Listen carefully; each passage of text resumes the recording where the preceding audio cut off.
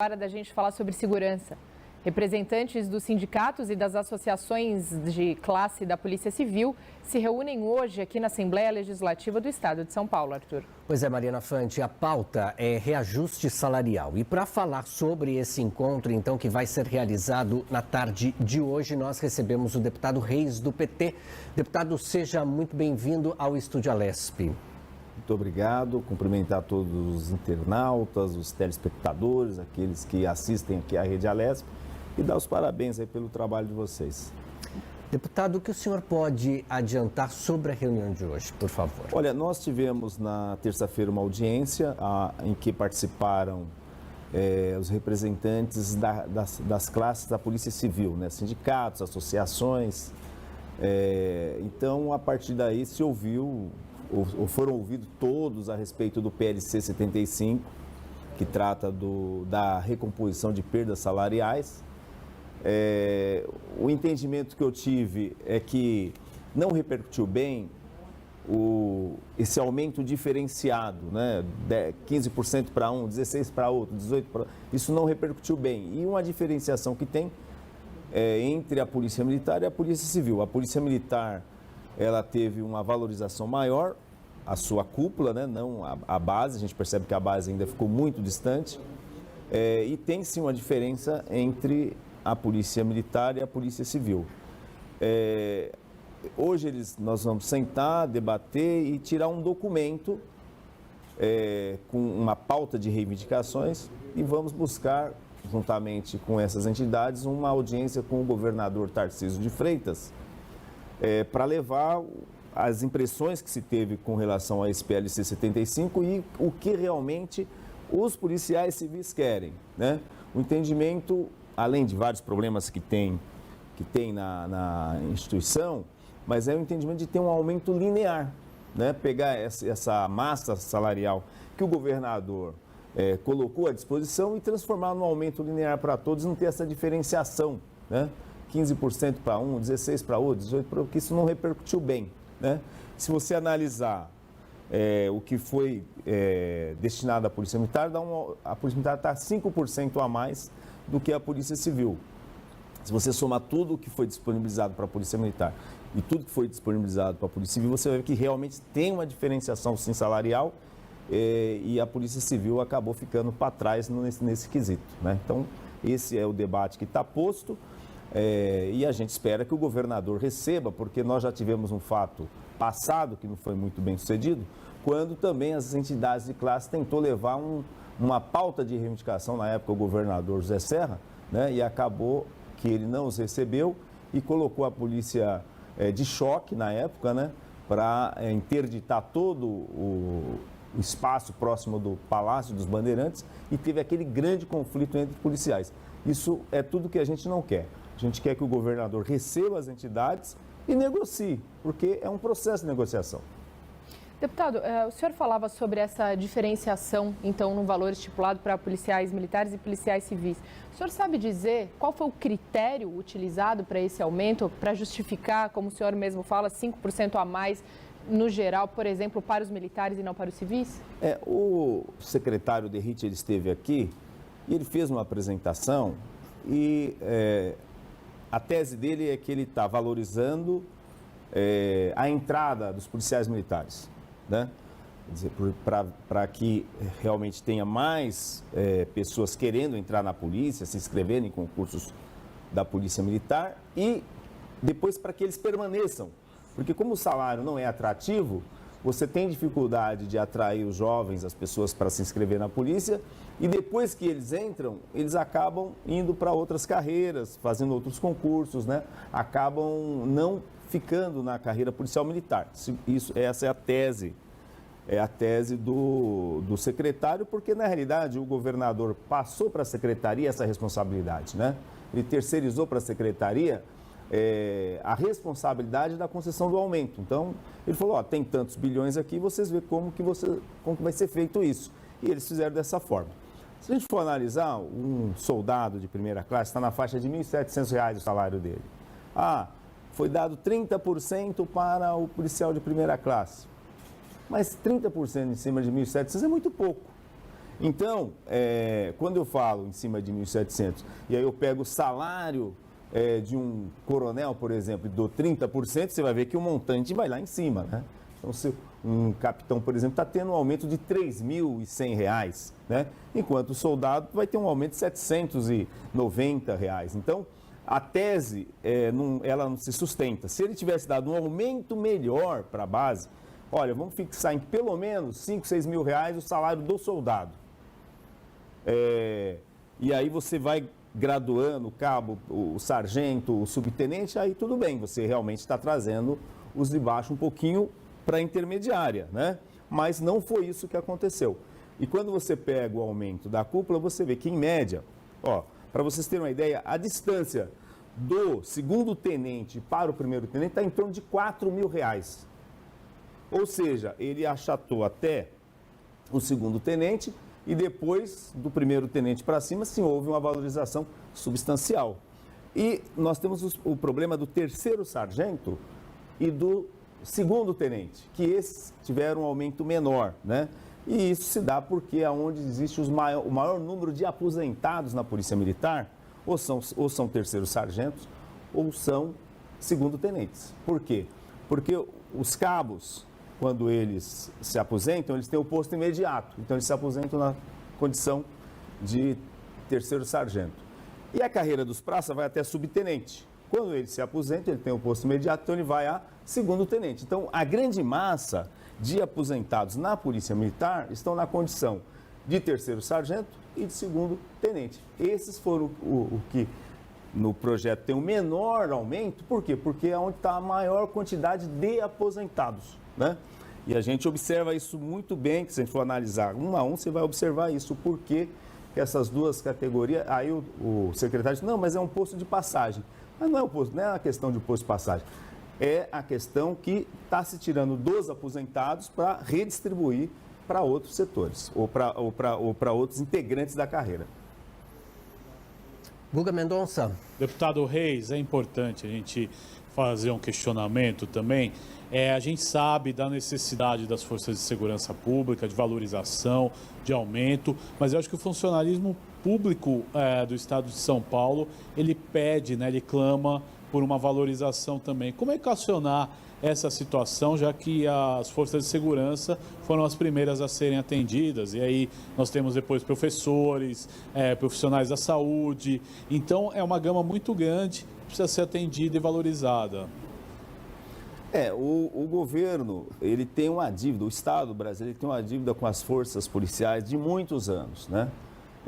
Tanto é que os piores salários da federação são os salários de São Paulo, né? Então, se você pegar outros estados, né, Amazonas, né, Paraná, você vai ver que o salário dos policiais é bem superior aos salários de São Paulo. Então, é uma dívida de muitos anos, é uma dívida que ela vem aumentando desde a gestão do Fleury para cá, né, do Quércia, Fleury, Mário Covas, Alckmin, né, e essa dívida foi se aprofundando. Então, eu acredito que o governo ele deva dar aumento para todas as categorias, valorizar a todos, né?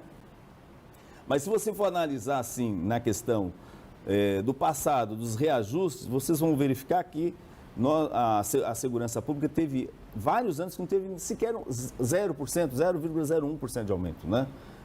Eu estava fazendo um gráfico, né, de 2004 até hoje, somando tudo que os governos deram, está chegando a cerca de 60%, 62%. Né? Então, há essa dívida sim. Agora, eu entendo que todos os servidores públicos devam ser valorizados, que o Estado deva, pelo menos, fazer a recomposição das perdas ano a ano. O grande problema do governo é que, às vezes, fica 2, 3, 4 anos sem dar um níquel de aumento. E aí fica essa diferença, né? Porque se ele fosse reajustando ano a ano, a diferença seria bem menor, né? Esse fosso que se encontra os servidores seria bem menor. Mas como às vezes fica 2, 3, 4, 5, 6 anos sem dar aumento, isso vai só aumentando. E nós temos casos na administração pública gritantes, casos de que as pessoas ganham um salário mínimo, né? Elas ganham menos que um salário mínimo e o governo dá um bônus para chegar a um salário mínimo. E pessoas que trabalham na administração pública, que fazem a administração pública funcionar no dia a dia. Deputado, olha, eu costumo dizer assim que quem está ali na frente, né, na linha de frente, e na verdade os nossos príncipes aqui da casa, os deputados, os parlamentares da Assembleia Legislativa, têm um trabalho intenso quando se diz realmente em questão campanha salarial, para poder ouvir as classes, para poder de fato pagar o ordenado às pessoas. A gente está falando sobre a campanha salarial dos policiais, mas a gente também pode lembrar sobre o aumento do salário mínimo estadual para R$ 1.550, incluindo os cuidadores de idosos. É um marco isso para a Assembleia Legislativa. Inclusive uma emenda de minha autoria que foi acatada juntamente com a emenda do deputado Caio França, que essa emenda aditiva, né, ela incluiu os cuidadores de idosos, né? E nós queríamos que esse salário de R$ 1.550 fosse estendido para os servidores públicos que tenham o salário base menor que um salário mínimo, né? Então, um servidor que tenha, por exemplo, um salário de R$ 500, R$ 600, né, que o governo dá um bônus para complementar, que pelo menos eles tivessem como salário base o salário de R$ 1.550. Lamentavelmente, o governo não aceitou essa emenda, e não só eu fiz essa emenda, mas eu percebi que outros parlamentares também entendem a existência desse problema e propôs que os servidores, vou te dizer, servidores, por exemplo, da saúde, servidores da educação, do Detran, os oficiais administrativos, eles ganham salários inferiores ao salário mínimo. O salário base deles, onde é feito todo o cálculo dos benefícios, é menor do que um salário mínimo. Então, nós fizemos a proposta ao governo que, pelo menos, já que ele mandou o projeto estabelecendo R$ 1.550 o salário mínimo regional, que ele começasse a fazer a lição de casa dentro do próprio governo, né? Que dentro do próprio governo nós não tivéssemos nenhum servidor público que ganhasse um salário inferior a R$ 1.550. Mas isso não foi possível, não foi acatado. O governo não aceitou. Por que o governo não aceitou? Porque quando ele aprova o salário mínimo regional, ele está aprovando para fora, ele não está aprovando para dentro da casa, né? Então ele está aprovando para os particulares cumprirem, mas deveria começar por ele, deveria começar pelo próprio governo, dando o exemplo. Olha, nenhum servidor do governo do estado de São Paulo deve ter um salário inferior ao salário mínimo regional de R$ 1.550. É importante também a gente lembrar da situação dos aposentados, funcionários públicos aposentados no estado de São Paulo. Como é que você analisa essa questão? Tivemos muitas polêmicas no antigo governo. Como é que o senhor analisa essa questão nesse momento? Olha, os aposentados, eles foram e são duramente penalizados, né? Porque quando o governo ele cria gratificações, ele cria bônus, quando esse servidor se aposenta, ele não leva essas gratificações no salário, né? Então, há uma redução salarial, há uma redução no ganho do servidor, né? E essa é a lógica do governo, né? Ele acaba fazendo um ajuste fiscal na composição salarial dos servidores, né? Então, e nós temos os servidores que têm direito à integralidade, à paridade, e tem os servidores que acabam indo para o regime geral da Previdência, né? Então, dependendo da condição onde esse servidor você enquadra ele acaba indo para o teto do INSS. E os servidores que entraram algum tempo atrás, que tem a sua garantia, né? Entraram até 2003, ele tem garantias constitucionais da paridade e da integralidade. Mas mesmo assim, quando você vai para a composição salarial, você pega, por exemplo, um salário do investigador.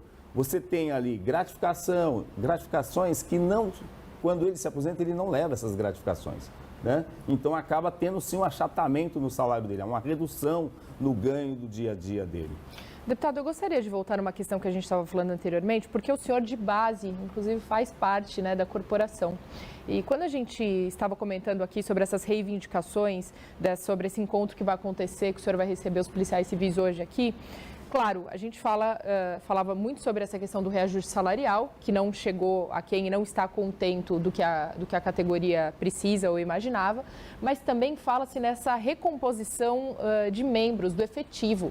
coisa que a gente já debateu N vezes aqui no Estúdio Alesp, falando sobre a necessidade de novos concursos, de novos policiais, porque aí também vem as horas extras, enfim, não adianta nada também esse salário aumentar se as condições ou o número de efetivo não está pareado. Nós temos aí hoje cerca de 16 mil vagas na Polícia Civil e mais de 20 mil vagas na Polícia Militar. Então, e se a gente for entender que a população, esses números de vagas é em decorrência de um decreto de 94, quando era então o governador Fleury. Se nós entendermos que a população cresceu nesse período mais de 40%, nós teremos que também acrescentar essas vagas mais 40%. Então, nós estamos falando aí de mais de 56 mil trabalhadores que o Estado, em tese, deveria contratar. Não vai conseguir fazer isso, né? Se a gente for entender a lógica do governo, a lentidão do governo, que o governo é um governo, e não é esse governo, todos eles são tartarugas. Eles não constroem estrutura, não mandam projetos, né, para casa, para agilizar todo o processo de contratação dos servidores, contratação dos policiais. Então, por exemplo, o governo que está aí, que já está no 5º mês, se você analisar, não tem um edital publicado no Diário Oficial contratando, né, convocando pessoas para se inscrever em concurso público. Então, se já passaram 5 meses e não tem nenhum edital, quando ele colocar esse edital lá no 2º semestre, quer dizer, esse processo todo vai se dar para o ano que vem. Então, já perdeu um ano. E a gente continua com essa defasagem, né? O governo vai contratar 9 mil entre policiais civis e militares. Mas 9 mil é um número muito aquém do que realmente precisa e do que está faltando. Aí o policial acaba trabalhando por 2, 3 e a questão das investigações, dos resultados que acabam não aparecendo, porque se não tem gente para investigar, vai haver assim um crescimento na impunidade, né? E muitos inquéritos que acabam prescrevendo porque não tem pessoas para fazer o trabalho. Você vai a uma delegacia de polícia, chega lá, você tem um escrivão com um acervo de 500, 600 inquéritos para ele tocar, é humanamente impossível, né? Por falta de funcionários. Então, você pode observar que o governo ele fez uma readequação no sistema de funcionamento da Polícia Judiciária, da Polícia Civil do Estado de São Paulo, e várias delegacias já não abrem à noite, já não abrem aos finais de semana, aos feriados, por falta de funcionários. E quando você vai para o interior, você vai ver que tem delegados, equipes de polícia judiciária respondendo por 2, 3 cidades, que é um absurdo, né? Cidades que às vezes a distância de uma para outra é 100, 200 quilômetros. E ele está respondendo por quê? Porque não tem funcionários, né?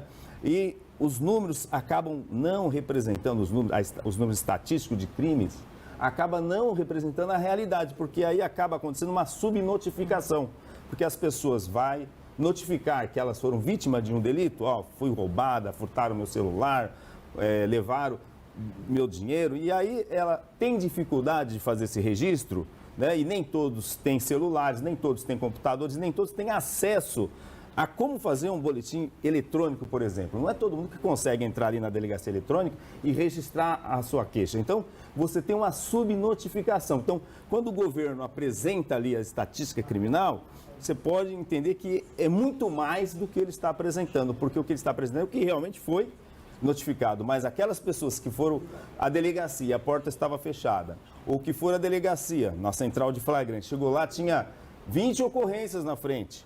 Tem flagrante, está prendendo, vai demorar 4, 5, 6 horas. Ela fica lá 15 minutos, 20 minutos, 1 hora, aí ela olha no relógio, vou ter que ficar 5 horas aqui para ser atendido, ela vai embora. Ela deixa de notificar. Então, há uma subnotificação nos números da estatística do governo na questão da violência, na questão do crime, por falta de funcionários. Então, é urgente que o governo ele crie um processo de contratação que se dê agilidade, reduz o tempo dos cursos, né? Em vez de ficar 1 ano. Por exemplo, eu entrei na Polícia Militar, que a primeira entrada minha no setor público foi na Polícia Militar, em 1988. O curso que eu fiz naquele período foi de 6 meses, hoje dura 1 ano. Então, é possível o governo encurtar os períodos para tentar colocar o mais rápido possível funcionários profissionais para dar resposta para a população. Maravilha. Nós recebemos aqui o deputado Reis, do Partido dos Trabalhadores, no Estúdio Alesp, estreante no Estúdio Alesp. Deputado, por favor, volte mais vezes. Obrigada pela presença. Pode me chamar a hora que vocês quiserem. Eu sempre digo, eu sou que nem o Luan Santana, é só fazer assim que eu volto. Obrigada, deputado. Deputado, muito obrigado.